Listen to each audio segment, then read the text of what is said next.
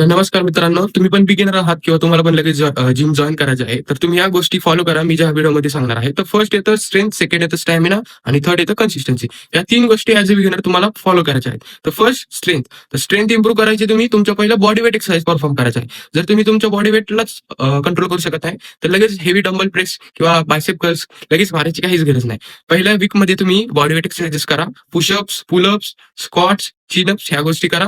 त्याने तुमचं फाउंडेशन आहे तुमचं स्ट्रेंथ बिल्डिंगचं.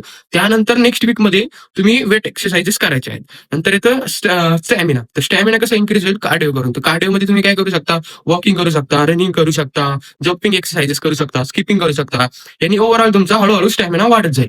त्यानंतर येतं तुमचं डाएट. डाएटमध्ये तुम्हाला लगेच 100 ग्राम किंवा 200 ग्राम प्रोटीन खायची लगेच गरज नाही, कारण तुमची बॉडी रेडी नसते तेवढं प्रोटीन डायजेस्ट करायला. तर फर्स्टली तुम्हाला 50 ग्राम खायचं, त्यानंतर 80 ग्राम, 100 ग्राम असं करत करत करत तुम्ही तुमचा प्रोटीन इंटेक वाढवायचा आहे. त्यासोबतच जो तुमचा ओव्हरऑल डाएट आहे तो चांगला ठेवायचा आहे. नेक्स्ट येतं स्ट्रेचिंग आणि वॉर्मअप. स्ट्रेचिंग आणि वॉर्मअप हे खूप इम्पॉर्टंट आहे. जर तुम्हाला रिस्क फ्री वर्कआउट करायचं आहे, म्हणजे जर तुमच्या जॉईंट्सला त्रास द्यायचा नसेल, इंजुरी फ्री वर्कआउट करायचा असेल, तर त्यासाठी तुम्हाला ओव्हरऑल बॉडीचा वॉर्मअप हा सगळ्यात आधी करावा लागेल. त्यानंतर तुमच्या स्ट्रेंथ एक्सरसाइजकडे जायचं आहे. आणि स्ट्रेंथ एक्सरसाइज झाल्यानंतर तुम्हाला परफॉर्म करायचं आहे स्ट्रेचिंग.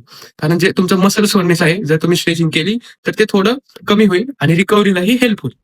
आता नेक्स्ट येतं कन्सिस्टन्सी आणि रिकव्हरी. रिकव्हरी ही खूप इम्पॉर्टंट असते. कारण जर तुमची स्लीप सायकल चांगली नसेल, तर तुमची रिकव्हरी चांगली होणार नाही आणि तुमचं जर डाएट चांगलं नसेल, तर ही रिकव्हरी होणार नाही. कारण स्लीप सायकल प्लस डाएट हे आहे रिकव्हरीचं सोल्युशन. नंतर येतं कन्सिस्टन्सी. ॲज अ बिगिनर तुम्ही तुमच्या डाएट सोबत किंवा वर्कआउट सोबत कन्सिस्टंट राहिला, तर तुम्हाला खूप भारी रिझल्ट भेटतील.